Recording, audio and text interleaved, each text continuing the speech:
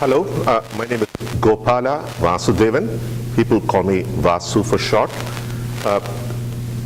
This course is on international financial management. Today I want to give you an overview of the course. Okay. So my office is in 317 Charlton, and phone number is 508-999-8426. The email in touch with me is, and my email is gvasudevan@umassd.edu. Okay. This is primarily an online course, and what are some of the topics we cover here? In this case, we are talking about international finance, and the first is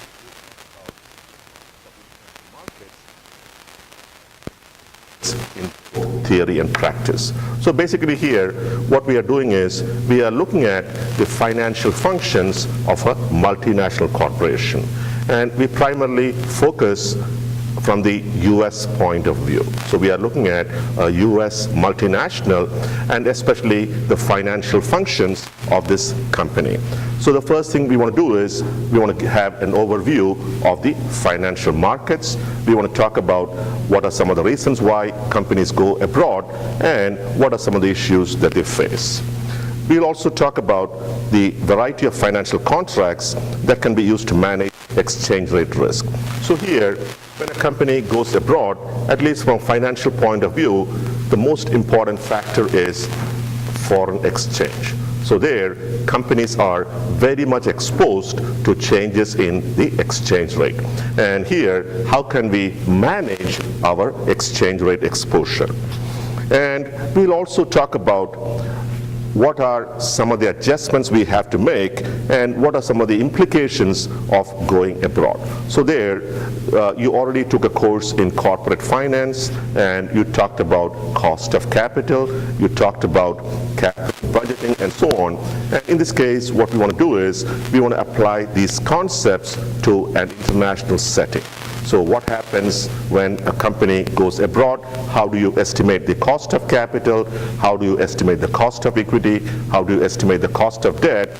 And finally, in the previous course in corporate finance, you have dealt with capital budgeting. So you talked about net present value, you talked about the internal rate of return, and so on. And in this course, how do we apply all these to a company that goes abroad? So what is the cost of capital for GM in China? What is the cost of capital for Merck in Spain, and so on? Okay. So what are some of the requirements? The first is the textbook. The textbook is International Financial Management by Jeff Madura, the 11th edition. Okay. If you'd like, there's also a study book that comes with that. That would be a good thing to have. And what I plan to do is, this is primarily an online course, which means that all the materials you need, the lecture notes, the video lectures for each chapter, they will be posted on my courses. So my courses is the same as Blackboard, and it's a good idea to either use Excel or use a financial calculator, because we pretty much for every chapter, there's a good chance you have to do some problems, and for that, it's good to have a financial calculator. Okay? So here, this basically summarizes where you will be able to find the materials. So all the materials, the lecture notes, the videos, and so on, you will have a link posted on my courses. And pretty much for every chapter we cover, there will be an assignment. And again, you want to make sure you look at the syllabus and you follow the deadlines. Okay? And these are pretty much what you have. What about the grading policy? So for this course, the grades are, for the first exam, that's going to be 35%. The second exam is 35%. The weekly assignments are 20%. Some questions on the blog on my courses, and that would be worth 10%. So that would be pretty much a form of class participation. So I think the main thing you want to remember is you want to make sure you look at the syllabus and you follow the guidelines, and especially please make sure that you complete all the assignments. Okay. So exams will be posted to my courses, and for each exam when they will be available. for every chapter will be posted on my courses. You'll have at least every week to cover 2 chapters. 2 assignments for that week. What is my background? I'm a professor of finance. I've been here for around 12 years, and I received my PhD from the Stern School of Business, New York University, and what my is corporate finance, and prior to at Suffolk University, as well as Northeastern University. Okay. So before we talk about the materials, okay, we want to talk about corporate finance. And you already studied corporate finance, and typically the first thing you study in chapter 1 is what is the firm. And that basically brings us to all the other chapters in corporate finance. So because without knowing the objective, it's difficult to move ahead. And here, the objective of the firm is to maximize firm value. And another way is to say that the objective of the firm is to maximize the stock price. So both of these pretty much mean the same. And the reason why they are the same is because equity is a residual claim. So typically what we say is that stockholders get paid only after everybody else has been paid. They are last in line. Okay? And the second is, how do you value a firm? So in the previous course you took, in corporate finance, what we typically say is that the value, and value, future cash flows. So to find the value for the firm, cash flows.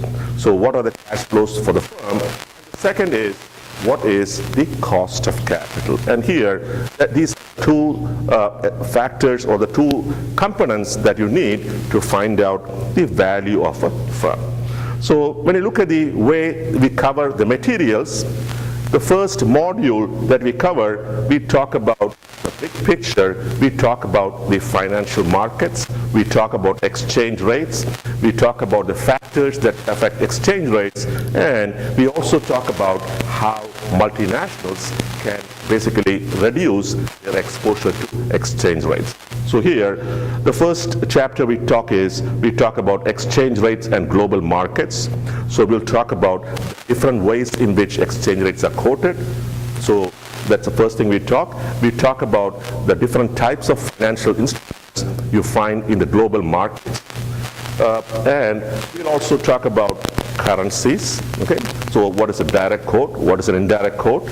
We'll also talk about the factors that determine exchange rates. So some of the factors that determine the exchange rate are interest rates of the country, the growth rate of the country, the inflation of that country, and we also can have political factors as well as expectations. Okay?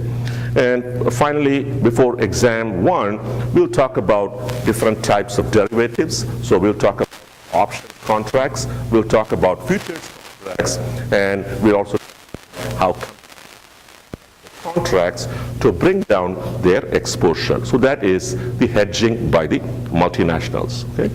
So this is what you will have for exam 1. So chapter 1 gives you an overview of financial management. Chapter 2 talks about the international flow of funds. So there we are talking about how money can flow from one country to the other, or we are talking about what are the factors that affect exchange rates. Okay?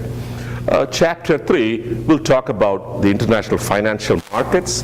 So we'll talk about the bond market, we'll talk about money market, we'll also talk about the international stock market, and we'll also talk about the currency markets.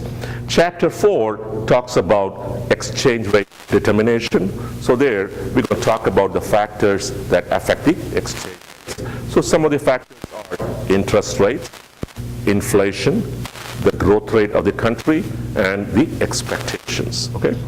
And the last chapters we cover are chapter 5. Chapter 5 talks about futures and options contracts, and in chapter 11 we'll talk about how companies use those contracts to reduce their exchange rate exposure. Okay?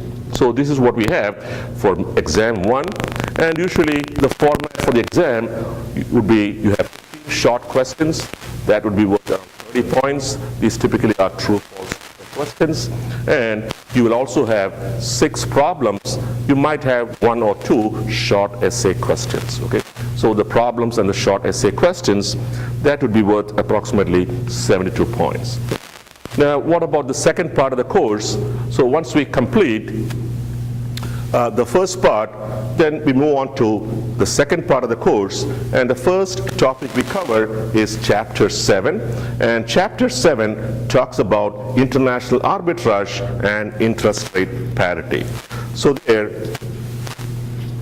in the case of international arbitrage and interest rate parity, here what we are saying is that there are 3 types of arbitrage. Okay, so what is meant by arbitrage is basically there we are talking about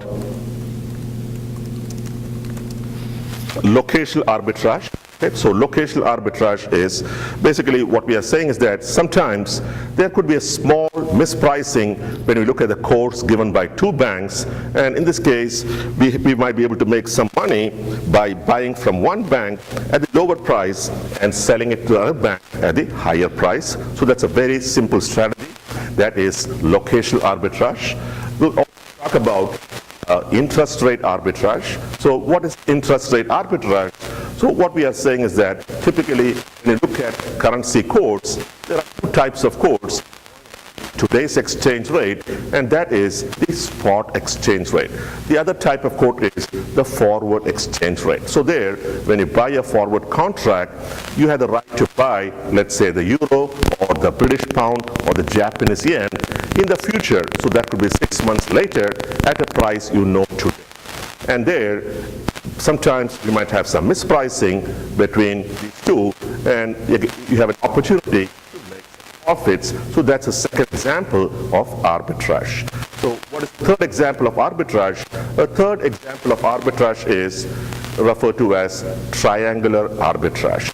And again, in this type of arbitrage, what we are saying is that sometimes the cross exchange rate, so for example, euro versus Japanese yen, when you look at the cross exchange rate, there could be some differences between this exchange rate and the exchange rate that you find using the dollar middleman. So whenever there is some mispricing as a corporation or as an investment bank, you might have the ability to make some profits, and that is referred to as the triangular arbitrage. Now in Chapter 8, we'll talk about some of the most important concepts in international finance, and the first one is the purchasing power parity. The second one is referred to as the international Fisher effect. So what do these mean? In the case of the purchasing power parity, what it tells you is that countries that have high inflation, so for example, Russia has very high inflation, okay? Israel has very high inflation, and to a lower extent, countries like Brazil, countries like China, countries like India, they also tend to have relatively higher inflation, especially when compared to the US. And in this case, what we are saying is that we can expect that countries with high inflation will have a depreciation of their currency. So basically here, let's say the inflation in China is 8%, the inflation in the US is 3%. What we are saying is that we can expect the Chinese currency to decline by the 5%, which is a difference in the inflation between the US and China. So that is the purchasing power parity. And the second thing we want to talk about is the international Fisher effect. And in the case of the international Fisher effect, basically what we are saying is that we want to look at the nominal interest rate. So the nominal interest rate, that is the quoted interest rate. And what we want to say here is that usually as the nominal interest rate is higher, So let's say the US, the interest rate is 3%, and in Brazil, the nominal interest rate is 10%. So the difference in the interest is 7%, and what we are saying here is that in this case, we can again expect the Brazilian currency to decline by 7% over the next year. So that is referred to as the international Fisher effect. And we'll go back and talk a little bit about managing transaction exposure. So that is chapter 11. We already covered that before exam 1. So there we will talk about different ways in which a multinational can either make a payment or receiving a payment, and they can do that by bringing down their exchange rate risk. So what are the different types of they can do that? The first is we'll talk about the money market hedge. The second is we'll talk about the futures hedge. And the third is we'll talk about the options hedge. So these are 3 different ways companies can manage their exposure. So that could be an exposure to a payment they have to make or a payment in foreign currency that they will be receiving. Okay? And the last 2 chapters we cover are on multinational budgeting. So in corporate finance, in the previous course, you talked about domestic capital budgeting. So you know about the net present value, you know about the internal rate of return. Now in this case, what we are saying is that what happens when a US company such as Merck goes to Spain, or what happens when a US company such as GM goes to China. In that case, the capital budgeting, if they use the same process as they do in the US, they will end up with clearly distorted results, and companies have done that, and they have ended up in a lot of trouble simply because they underestimated the true risk of the investment. And here we'll talk about what are the adjustments we have to make as far as capital budgeting is concerned when a company goes abroad. So that could be either the NPV, or that could be the internal rate of return. Now, what is the last topic we cover? The last topic we cover is on the multinational cost of capital. So what is the multinational cost of capital? So what we are talking about is that what is the cost of capital? The cost of capital basically tells you the cost of the next dollar that the company needs for investment. So as an example, when you look at a company like Walmart, you plug in the numbers and you find that the cost of capital is 15 cents. What that tells you is that for the next dollar that the company needs to raise, it has to spend approximately 15 cents on average. And in this case, there are changes between the cost of capital for a US-based firm and the cost of capital when a company goes abroad. So again, we want to talk about what are some of the adjustments we have to make. So in the case of the cost of equity, typically we talk about using the CAPM, or the capital asset pricing model. Now, when a company goes abroad, we want to talk about the international cost of the CAPM. So that would be one change that we have to make. Now, before we talk about chapter 1, one of the things we want to talk about is that what is the reason why companies go abroad. And here, this is what you see here. What we find here is that in 1948, only 5% of the profits of US firms came from doing business abroad. In 2003, that is 25%, and if you look at 2014, that is much higher. That would be more like 50%. So that is one of the reasons why in 2008 we had a severe economic crisis in the US. In spite of that, US companies were more profitable than ever. And the main reason why US companies were more profitable than ever was because they had very good business in Asia. So countries like China, countries like India were doing very well. The European economy was doing very well, and the South American economy was also doing very well. So these are some of the reasons why the US corporations, the multinationals, were able to weather a severe economic crisis in the US. Now, how do multinational companies operate? So previously, what we might find is that a US multinational Typically, what they have here is that they have an Austrian subsidiary, they have a Brazilian subsidiary, and they have a Canadian subsidiary. And in this case, what we see is that the Austrian subsidiary deals with their Austrian customers. The Brazilian subsidiary basically caters to the Brazilian customers, and the Canadian subsidiary caters to their Canadian customers. All of them receive capital, the parent firm, and any profits are taken back by the parent firm. So this is typically what you might see. On the other hand, have a vertical foreign direct investment.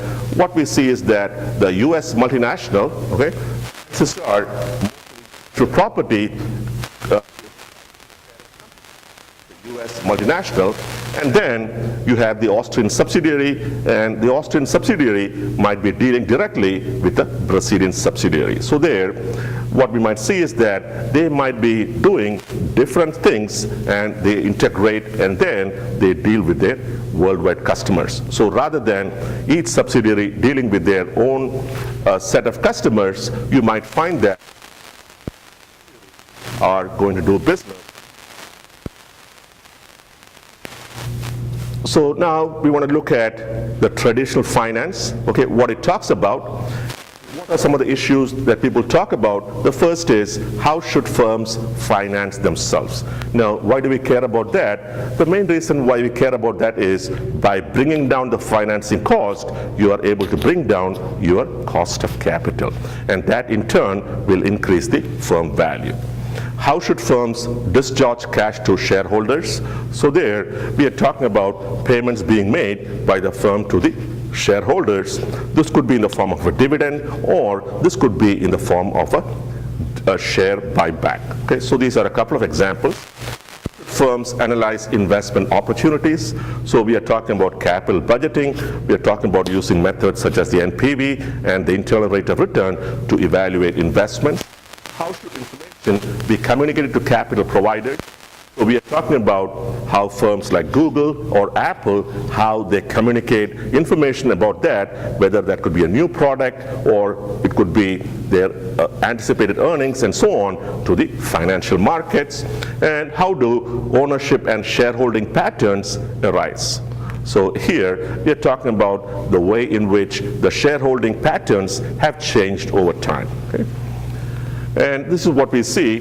The traditional financial markets, we have different firms interacting with the product markets, and they also interact with the capital markets. So if you're Apple, your product market is the market for your iPods, your iPads, and the iPhones.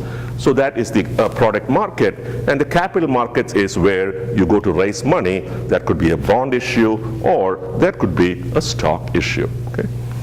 Now, in the case of firm, things might change, and what are some of the questions that should be asked? The first is, how should subsidiaries be financed? Okay, so there, if you are a US multinational, let's say you are GM, you have operations in China, the question here is that how do the Chinese subsidiary, how do they raise money for investment? Should the parent be giving the money, or should the subsidiaries be raising money in the local markets? That is one example. How should repatriation policies be designed? So what you see here is that right now US multinationals have a lot of cash in overseas. So I believe that they have almost $1 trillion in overseas. And one of the questions they are asking is that, how do we bring the money back to the US? So that would be a repatriation policy. The next one is, how should investment opportunities in different countries be analyzed? So one of the things we see is that the traditional investment policies may not be applicable when you go abroad. Clearly, when you go to countries such as Russia or other countries, there's a high chance that sometimes you might lose your business.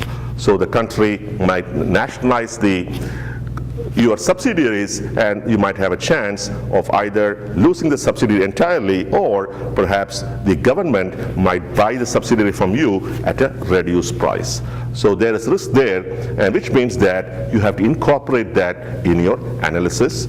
how should financial information be communicated inside the firm? So when you have different subsidiaries, the question is that how do you inform your subsidiaries regarding your business, and how do you reward them for their work? Okay? And how should ownership be shared, and with whom? So that again is another example where do you have more ownership concentration, or do you want to have shared ownership, and do you also want to share ownership with your subsidiaries? So these are some of the things that we want to ask in this course. I'm done, huh?